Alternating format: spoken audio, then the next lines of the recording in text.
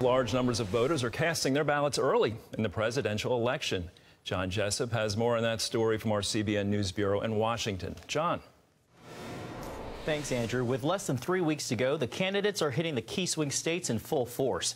And as early voting kicks off in 10 more states this week, the 2024 election season is already seeing record-breaking turnout. CBN's Wendy Griffith reports.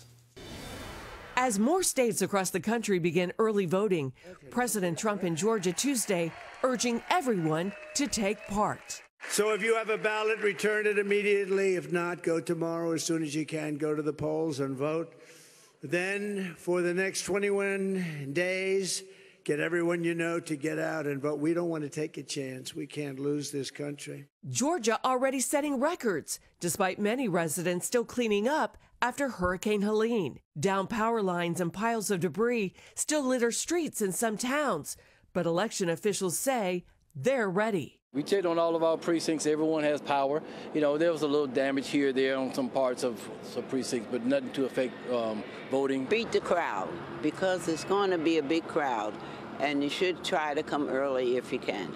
As November 5th inches closer, some 5 million Americans have already taken advantage of early voting across the country. More likely Democrats are voting early than likely Republicans. But check this out. Republicans have actually picked up their pace from 4 years ago. With polls showing a tight race, the candidates are targeting swing states. Vice President Harris in battleground Michigan with radio host Charlemagne the God. My agenda is about tapping into the ambitions and the aspirations, knowing that folks want to have an opportunity.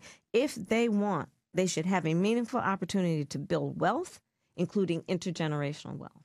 Meanwhile, Harris's running mate Tim Walz is clarifying his earlier comment that the Electoral College needs to go, a position the campaign does not support. And I think what the point was on this is they see us in battleground states and not across the country. So the campaign's position is clear on this. That's not to get rid of the Electoral College, but it's to focus on every vote. Meanwhile, in Virginia, Governor Glenn Youngkin outraged after the Department of Justice filed a suit against his state for updating voter rolls to remove non-citizens. The DOJ says the state is violating a federal law that forbids changes to the rolls within 90 days of an election. Virginia reports it's removed more than 6,000 people who identified as non-citizens. Why is it that anyone could argue that a process that removes non-citizens off of our voter rolls is anything else other than common sense and constitutional?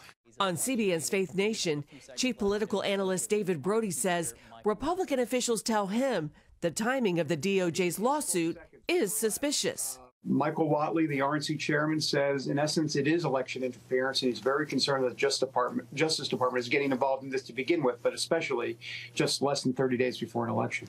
As both candidates race towards the finish line, they'll continue to focus on battleground states.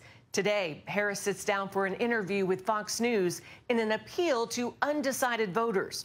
Former President Trump also appearing on Fox in a pre-taped town hall with women voters. Wendy Griffith, CBN News.